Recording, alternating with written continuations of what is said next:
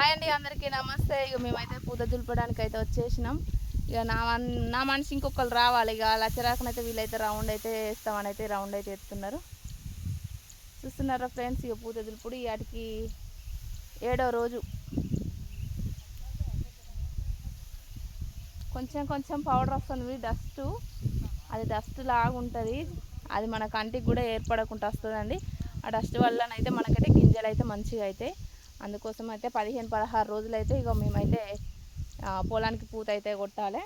చూస్తున్నారా friends, first నాటికున్న ఇప్పటికి ఎంత డిఫరెంట్ కనపడుతుందో పొలంలో. ఇక ఇప్పటి నుండి అయితే 10:30కు స్టార్ట్ చేసుకొని మనం 1:30 దాకా అయితే కట్టేసుకోవాలి. ఆ పొలం అయితే ఇలా ఉంది. మరి ఇంకా ఇందులోనైతే చాలా ఊసబోతుందండి. వడ్లు రావడానికి బాగా ఇబ్బంది అవుతుంది, ఎందుకంటే కొన్ని గింజలు మాత్రమే అవుతాయి పొలంలో. ఇక చూడండి, ఊస అంటే